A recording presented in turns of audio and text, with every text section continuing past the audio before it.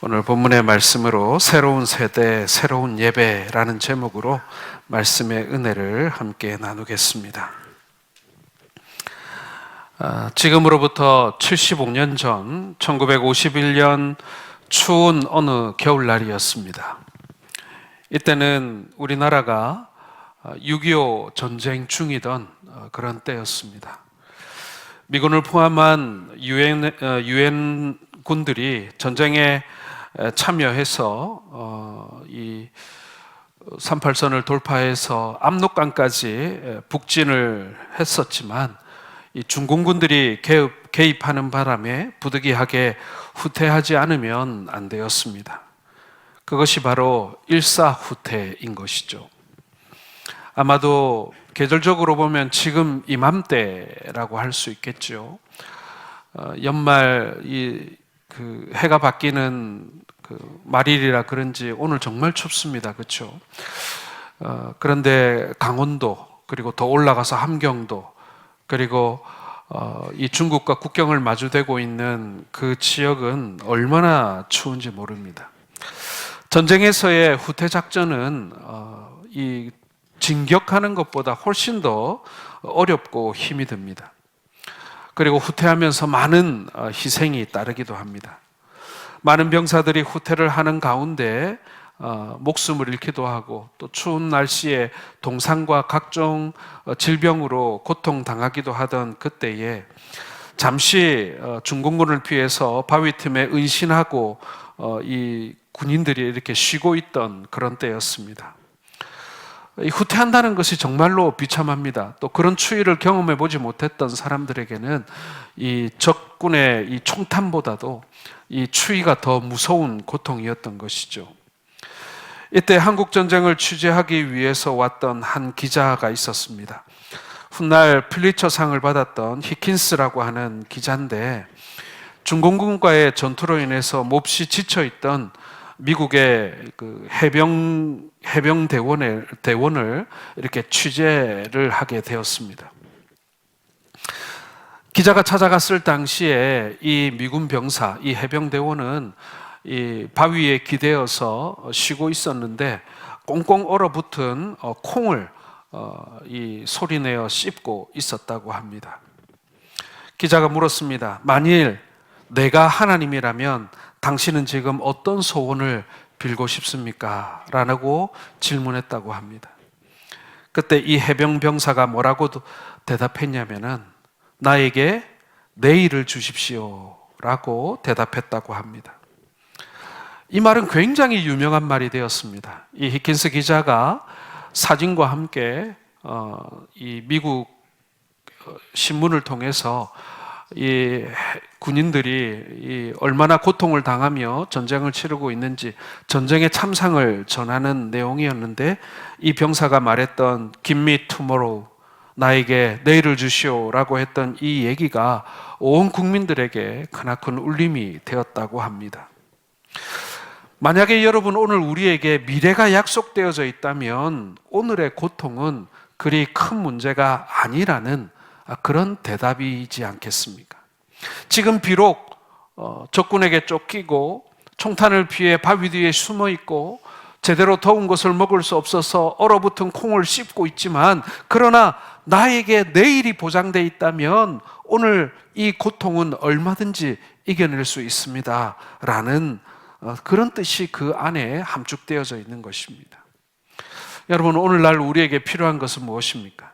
행복한 가정입니까? 혹은 많은 돈입니까? 안정된 직장입니까? 아니면 유명한 학교입니까?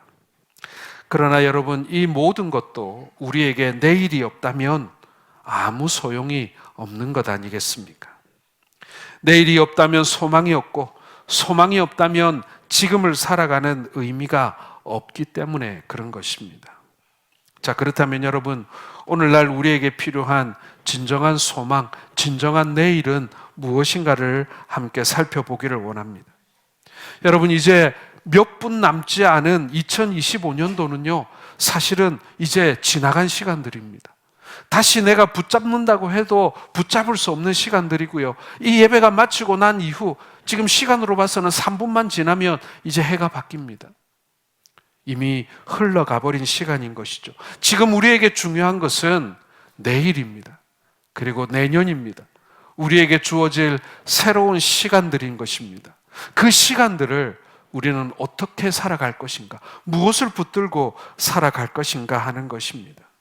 여러분, 오늘 우리에게 주어진 새해는 소망이 있는 한 해가 될 수 있기를 주님의 이름으로 축원합니다.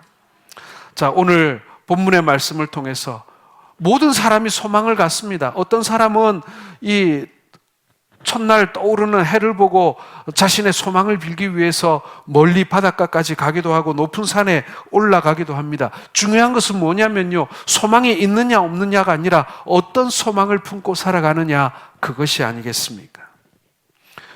오늘 우리 성도들에게는 어떤 소망이 필요한가? 첫째로는 새해에 품어야 하는 우리의 소망은요, 산 소망이어야 합니다. 죽은 소망이 아니라 살아있는 소망이어야 한다라는 것입니다. 3절 같이 읽겠습니다. 우리 주 예수 그리스도의 아버지 하나님을 찬송하리로다. 그의 많으신 긍휼대로 예수 그리스도를 죽은 자 가운데서 부활하게 하심으로 말미암아 우리를 거듭나게 하사 산 소망이 있게 하시며. 여러분, 여기서 산 소망이라는 것은요, 살아있는 소망입니다. 소망도 살아있는 게 있고 죽은 게 있다는 얘기예요.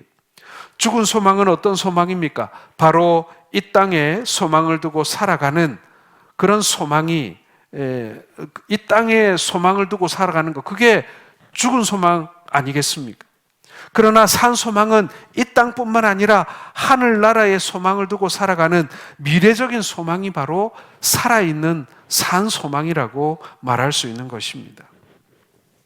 프랑스 파리에 있는 어느 수도원에 가게 되면 수도원 입구에 큰 돌비석이 하나 있는데 그 돌비석에는 이런 문구가 적혀 있다고 합니다. 아주 짧은 문구입니다. 아프레슬라, 아프레슬라, 아프레슬라. 똑같은 단어가 3번 반복되어 적혀 있습니다. 이 프랑스 말인데 뜻이 뭐냐면요, 그 다음은, 그 다음은, 그 다음은, 이런 뜻입니다. 우리에게 묻고 있는 거예요. 좋은 대학을 가면 그 다음은, 좋은 직장을 얻으면 그 다음은, 좋은 혼처를 얻어 결혼을 했으면 그 다음은, 끊임없이 하나님께서는 오늘 우리에게 묻고 계십니다. 그럼 그 다음은 뭐냐고, 그 다음은 어떻게 살아갈 거냐고.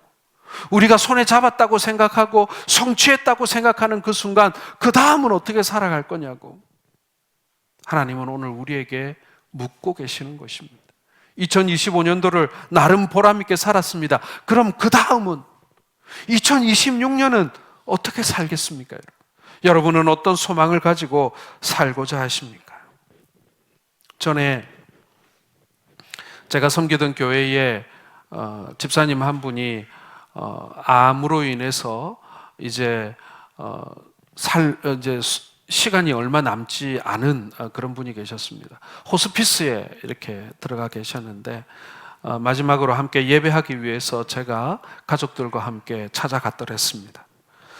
60이 안 됐어요. 제가 정확히 기억이 잘 나지 않습니다만은 60이 조금 못 되는 아마도 50대 후반의 나이인 집사님이셨는데, 남자 집사님이셨는데 이제 더 이상 치료를 할 수 있는 것도 없고 이제 하나님께서 부르시는 시간만 기다리면서 진통제만 맞으며 기다리고 있는 중이었습니다.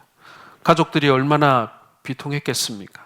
자녀들도 다 나이도 얼마 안 된 친구들이었고 또 젊은 아내가 남겨져 있었습니다. 부모님도 아직 살아 계셨어요.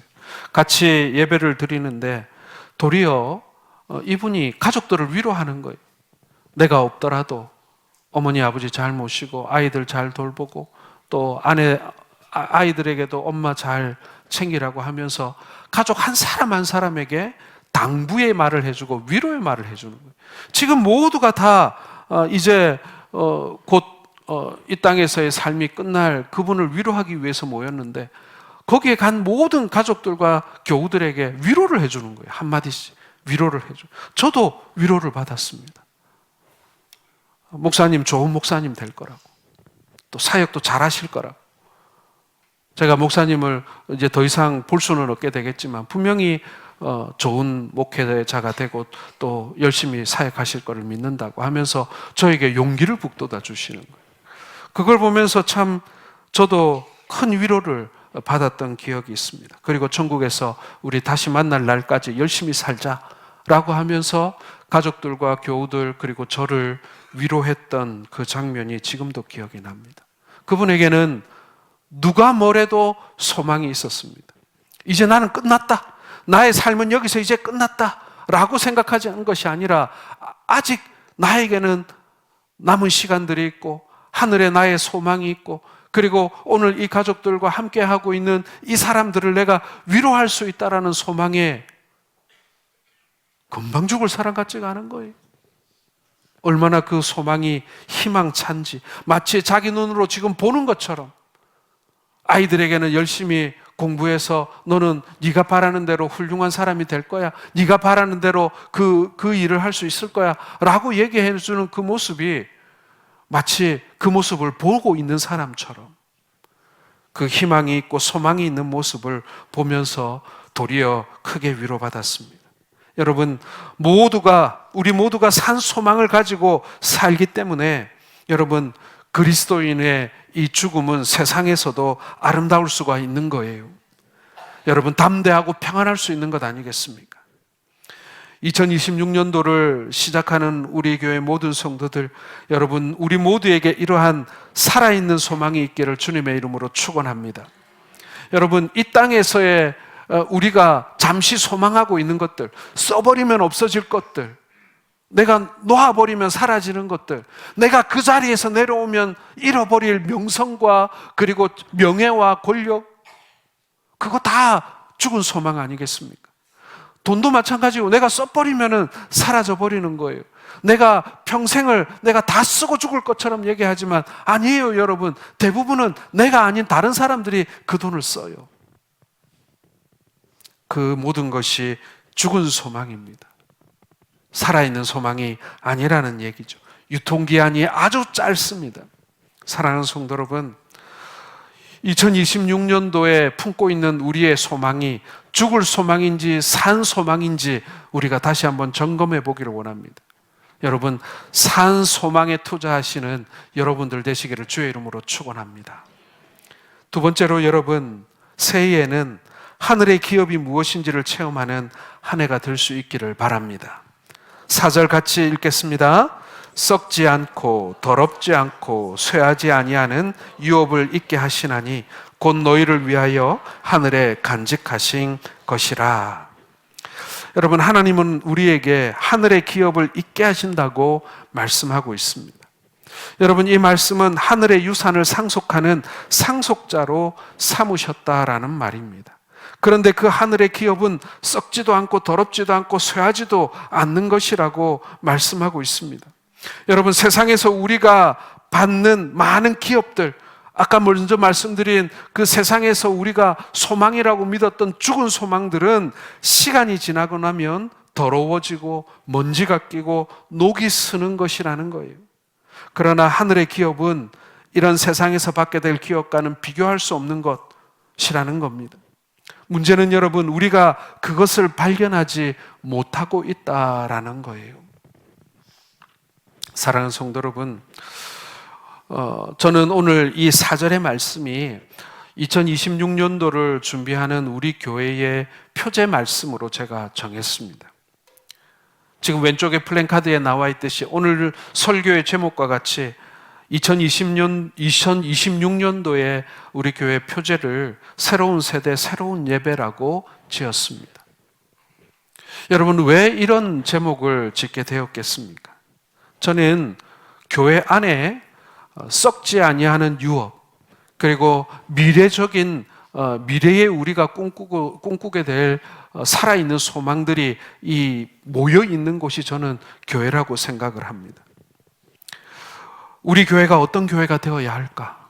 우리 교회가 2026년도에 어떤 소망을 품고 달려가야만 할까라고 물으며 기도해 봤을 때 우리 교회가 이제 다음 세대를 준비하는 교회가 되어야 하지 않겠는가?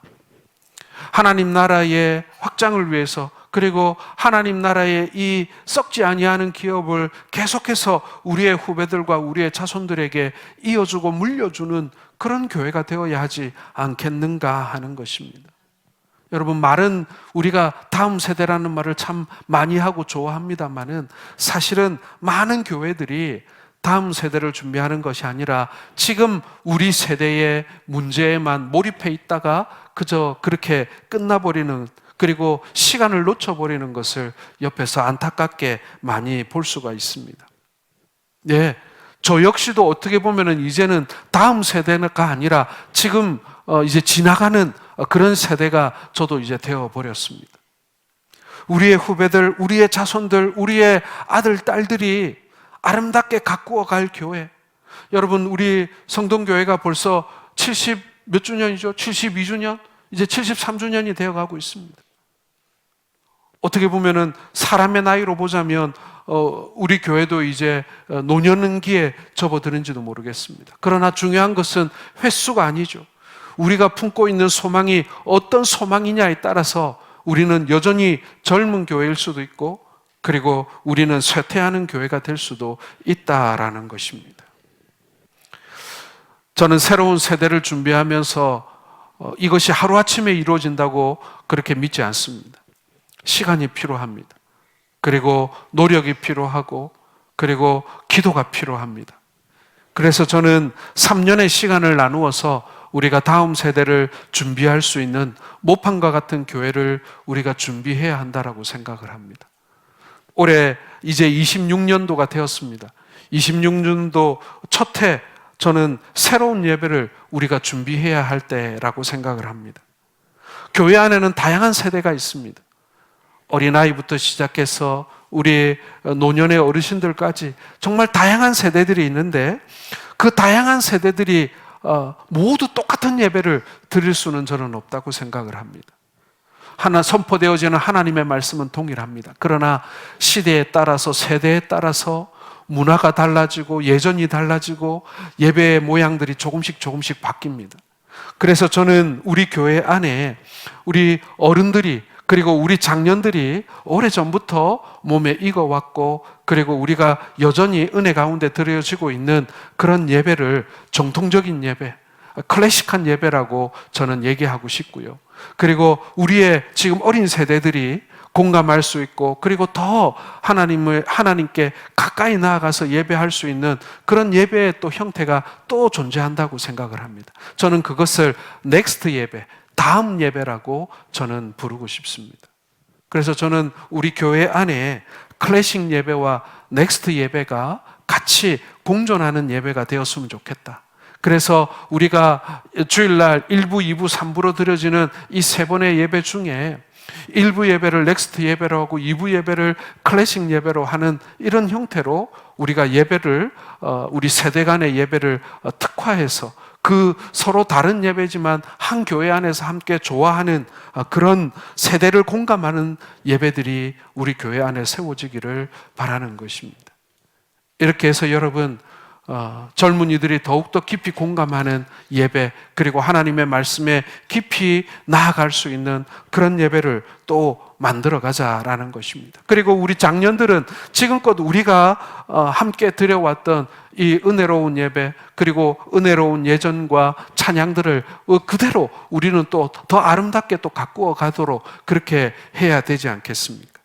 세대의 다름을 인정하고 서로의 차이를 인정하고, 그래서 서로에게 적합한 예배를 교회 안에 다르게 차별화함으로 인해 가지고 교회가 모든 세대를 아우르는 그러한 교회가 되기를 바라는 것입니다.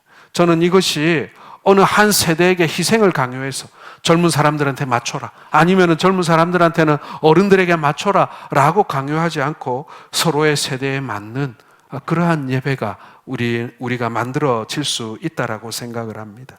그렇게 해서 새로운 세대를 준비하고, 새로운 교회를 준비하고, 새로운 교회가 또 세워지는 과정들을 우리가 경험하는, 그래서 그 교회가 또 다른 교회를 낳는 그런 일들이 우리 교회 가운데 있었으면 좋겠습니다. 여러분, 어쩌면 이 모든 해답이 우리 교회 안에 다 있는지도 모릅니다. 많은 사람들이 그럼 다음 세대는 어떻게 해야 되며 앞으로 이 미래의 교회는 어떻게 해야 되는지 막 배우러 다니고 찾으러 다니고 막 그럽니다. 그런데 제가 얻은 결론은 뭐냐면은 그렇게 멀리 있지 않다는 거예요. 우리 안에 있다는 것입니다. 우리가 조금 더 기도하고 우리가 좀 더 관심을 가지고 우리가 좀 더 주의 깊게 보면 우리 안에 이 해답이 있다는 것을 발견하게 된다는 것입니다. 여러분, 하늘의 기업, 썩지 아니하는 소망은 우리가 그 가치를 잘 모르기 때문에 우리의 창고 어딘가 처박아 놓았을지도 모른다라는 생각을 하게 됩니다. 우리 각자에는 그 천국의 창고가 있습니다. 우리는 그 창고에 무엇이 있는지 지금부터 발견해야 합니다. 우리 교회가 70년이 넘는 동안 우리 교회 안에도 온갖 믿음의 이 물건들이 우리 교회 창고 안에 많이 쌓여져 있습니다. 믿음의 유산들입니다. 믿음의 저력들입니다. 우리가 그 안에서 미래의 답을 찾을 수 있다라고 생각되어지는 것입니다. 천국에는 우리가 상상하지 못하는 그런 보화가 있을 것입니다. 무엇과도 바꿀 수 없는 유산들입니다. 그러므로 다른 데서 찾지 않기를 바랍니다. 평생을 힘들게 시간을 낭비하지 말아야겠다는 생각이 듭니다. 바로 우리의 신앙 속에 있다라는 거예요. 우리의 신앙 속에 담겨져 있다는 것입니다. 우리가 좀 더 우리 젊은이들의 말에 귀 기울이고 우리의 이 어린이들, 청소년들에게 말에 귀 기울여 본다면 우리가 가지고 있는 이 신앙의 유산을 우리가 어떤 그릇에 담아 우리가 새로운 교회를 가꾸어 가야 하는가를 저는 발견할 수 있다고 생각을 합니다. 반즈 주석을 쓴 주석가 반즈는 영원한 기업을 어떻게 표현했냐면요, 우리가 받을 기업인 영광의 면류관은 수백 년을 써도 그 빛을 잃지 않을 것이고 황금길은 그 광채를 잃지 않을 것이며 생명수 강변에 핀 꽃들은 처음 보았을 때처럼 색깔이 풍부하고 향기가 넘칠 것이다 라고 하였습니다. 여러분, 세월이 지난다고 해서 시대가 변했다고 해서 우리가 가지고 있는 이 천국의 소망, 이 천국의 기업은 절대로 썩거나 변하지 않습니다. 스데반 집사가 돌에 맞아 죽어가면서도 천사의 얼굴을 한 것처럼 영원한 하늘의 기업을 우리가 보았을 때 우리는 만족하게 될 것이고 행복할 것입니다. 하나님은 우리에게 영원한 기업을 있게 하셨습니다. 우리 교회 안에 하나님께서 감추어 두신 보화가 있습니다. 우리가 그것을 발견해야 합니다. 하나님께서는 천국에 그 기업을 두시기도 했지만 하나님의 몸된 교회 안에도 그 보화를 숨겨 놓으셨습니다. 문제는 우리가 그 하나님의 기업을 볼 수 있느냐 하는 것입니다. 2026년도에는 하나님이 우리에게 주시는 그 하늘의 기업과 또한 그 하늘의 기업을 숨겨놓은 우리 교회 안에 감춰두신 하나님의 그 감춰놓은 보화를 발견하는 그러한 한 해가 될 수 있기를 주의 이름으로 축원합니다. 그래서 우리가 주님 만날 날을 준비하는 것과 함께 우리의 다음 세대에게 우리의 이 천국의 기업, 하나님께서 우리에게 주신 이 믿음의 기업들을 잘 물려줄 수 있는 우리 모든 우리 성동교회 성도들이 되시기를 주님의 이름으로 축원합니다. 마지막 세 번째로 여러분, 새해에는 연단된 믿음의 소망을 갖는 해가 될 수 있기를 바랍니다. 우리 7절 말씀 한번 같이 보겠습니다. 시작.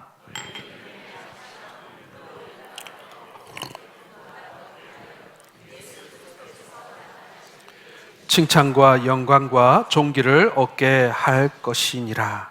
아멘.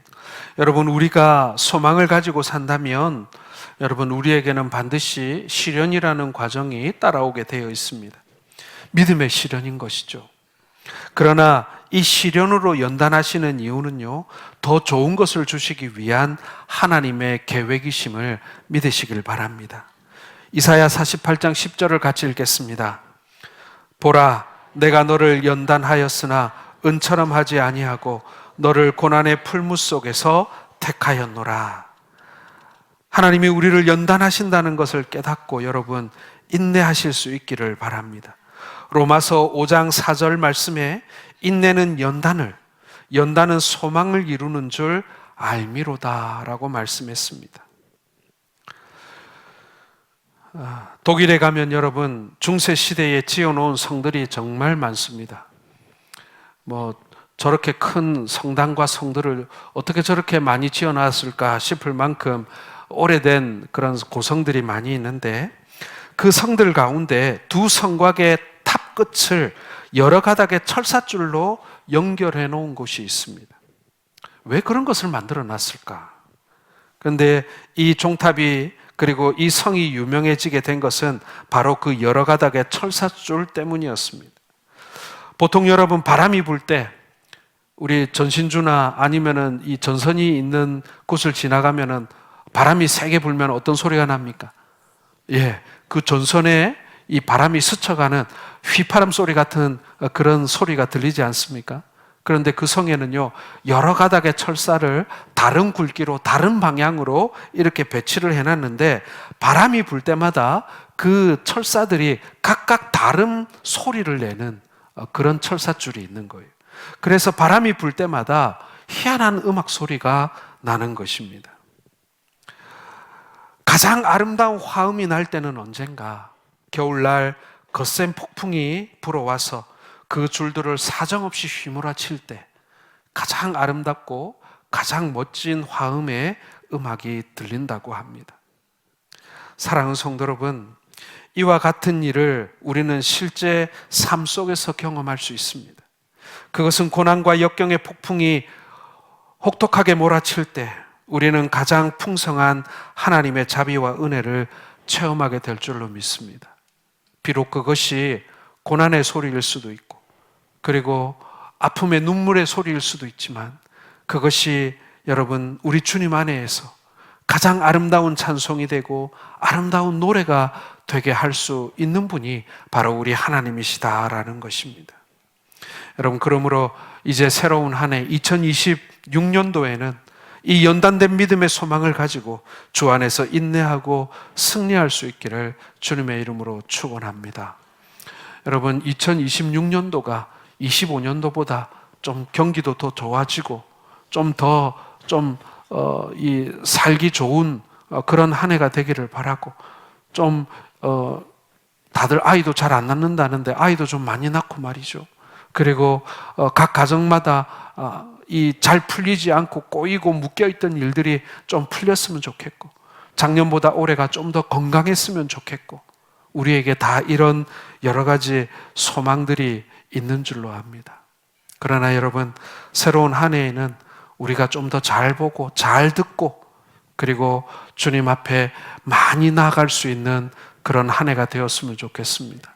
우리가 지난주부터 이제 작정을 시작한 것처럼, 여러분, 우리가 주 안에 주의 말씀을 우리가 끊임없이 배우고 묵상하고, 그리고 하나님 앞에 나아가 우리가 시간을 내어 하나님 앞에 기도하고 무릎 꿇는 일이 없다면, 우리가 그러한 일에 투자하지 않는다면, 여러분, 올해 새로운 한 해의 시간이 365일의 시간이 우리에게 주어진다 한들 거기서 어떤 열매가 열릴 수 있겠습니까?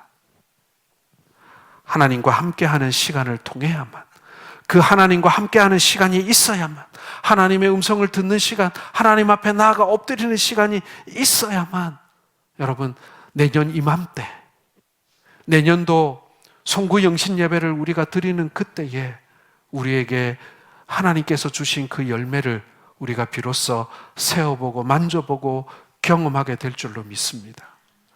한 해를 준비하는 것, 잘 준비하는 것, 다른 것이 아닙니다. 새로운 시간들을 은혜로 채우는 것, 다른 방법 없습니다. 주 안에 거하시길 바랍니다. 주님이 주시는 산 소망을 소유하시기를 바랍니다. 이제 2026년도 새해가 밝았습니다. 여러분, 26년에는 소망이 있는 해가 되기를 주님의 이름으로 축원합니다. 특별히 소망이 있는 해가 되어야 할 텐데, 산 소망이 있는 해가 되어야 합니다. 산 소망은 예수 그리스도로 말미암아 거듭나게 되는 소망인 줄로 믿습니다. 예수 믿지 않는 우리들의 부모, 형제와 가족들, 모든 이웃들이 이 소망을 갖게 되기를 바랍니다. 또한 믿는 자들은 이 산 소망으로 인해서 그리스도 안에서 기쁨이 넘치고 평안이 넘치는 그러한 시간들을 살게 되기를 주님의 이름으로 축원합니다. 26년도는 하나님께서 주시는 하늘의 기업이 무엇인지 분명히 깨닫고 체험하는 한 해가 되기를 바랍니다. 하늘의 기업은 썩지 않고 더럽지 않고 쇠하지 않는, 땅에서 받는 것과는 비교도 할 수 없는 놀라운 축복임을 믿으시길 바랍니다. 스데반 집사가 체험했고 사도 바울이 체험했던 그 하늘의 기업이 분명해지는 한 해가 되기를 소원합니다.